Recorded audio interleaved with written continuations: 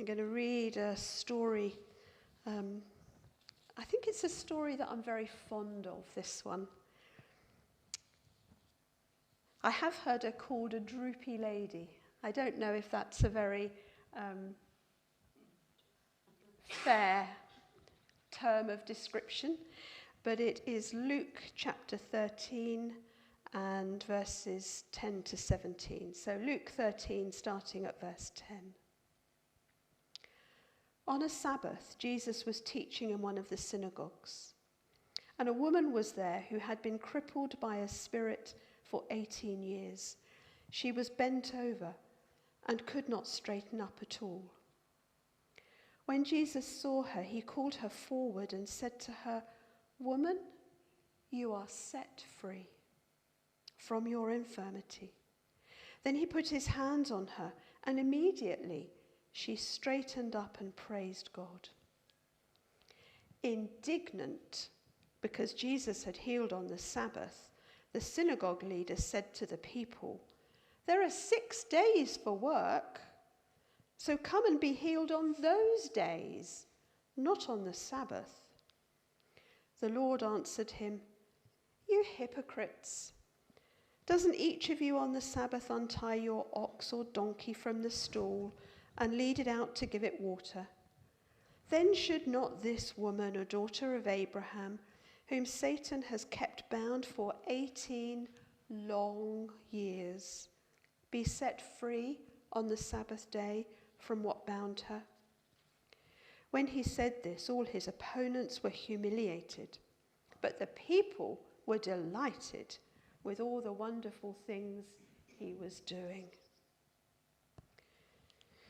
There are so many things in this story that we could focus on. We could focus on the lady.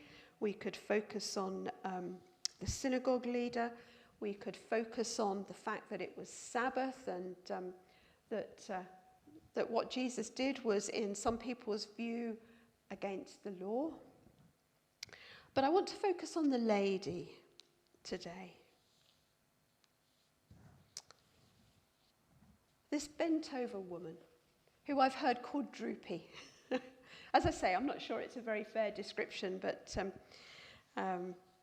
she clearly was very bent over. What an unnatural way to live life, isn't it? Even today, it's a very unnatural way of life. And she probably had a very distorted, literal view of the world, because if she was bent over, she was going to be looking at the ground and probably knew people by their feet rather than by their face.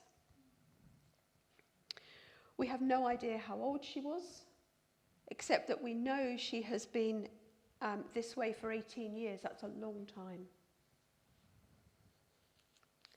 And so by now, she's probably forgotten what it's like to be upright. If we think about her situation for a moment, that rigid, fused spine, unbending, can't straighten, very little in the way of painkillers, no physios, no clever mattresses that conform to your particular posture. Probably had animal fur, straw. That's quite hard, isn't it? Forever looking down, never looking up. Not being able to see the sky. Probably couldn't work. Probably couldn't carry the water for her family. Couldn't carry loads.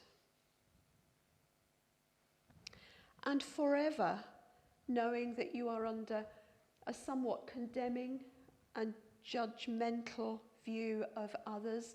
What must she have done to be like that? What a punishment from God. Her sin must be enormous. And to kind of live under that, knowing that that's what other people are thinking, must have been a terrible, terrible pressure. Enough to bend you double in itself, isn't it? To live under that weight of opinion, let alone what's physically wrong with you.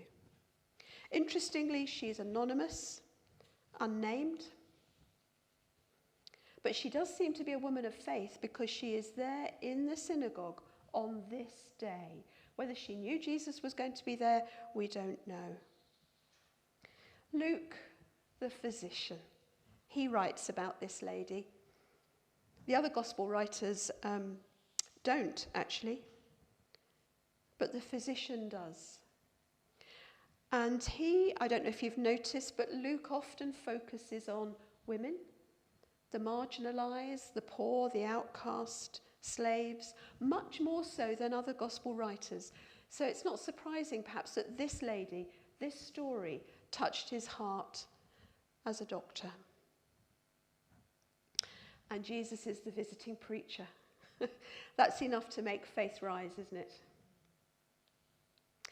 Luke, the doctor, tells us that she was bound up. And the word he uses actually means an ailment, but a weakness that deprives someone of enjoying or accomplishing what they want to do. A weakness that deprives you of enjoying or accomplishing what you want to do. And I wonder how many of us would say that that description applies to us. We may not be bent over, we may not be crippled in that way, but how many of us have a weakness in some way, be it physical, emotional, spiritual, that actually gets in the way of living life in the way that we would choose to if we could.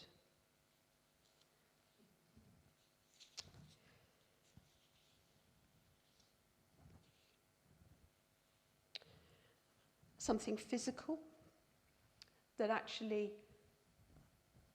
literally stops us in our tracks. Something emotional, maybe, that always brings the bitter response, the angry response, that brings the anger out of us, it brings a bitterness out of us, it brings a cynicism out of us. It puts us in the place of always being the victim, maybe always being the bully, hiding from. These things are hard, aren't they? Constantly worried or stressed. Something that belittles us and shames us. We all struggle with these things, don't we? We may not wear them on our forehead or wear them on our chest, but we struggle with these things. And it narrows our world. But Jesus is there, and he sees, he knows. And when it says that he sees her, when Jesus saw her, it says, it's not just an eye seeing, it's a mind seeing. He was absolutely, that's what that word means. He saw her with his mind and a full understanding as well as with his eyes. He was absolutely, fully focused, present to her. And that's how he comes to meet with us. Fully focused, absolutely present to us. As though we are the only one in the world that he needs to be with and tend to. That's the way he is to us, isn't it? And on seeing her, he does things the wrong way round, Did you notice he does it the wrong way round?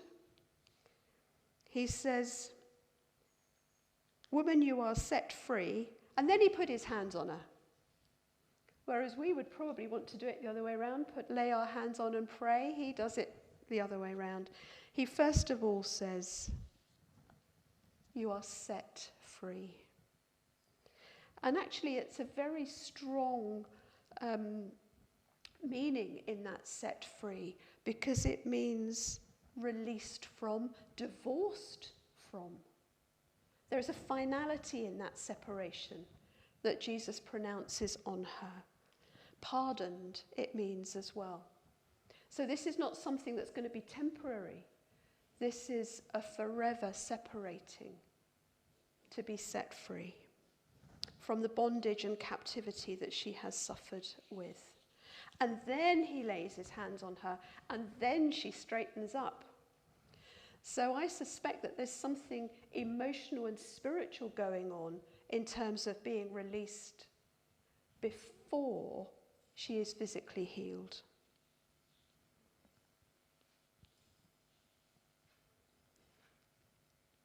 There's much, much more that we could look at in this passage.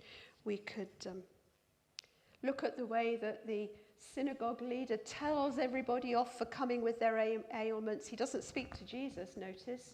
He tells the crowd off, and yet Jesus speaks to him. We could look at that. But let's keep our eyes on this lady. Jesus proclaimed her freedom, release. The invitation is there. Let me set you free. Is that what you need? Freedom? Healing in some way?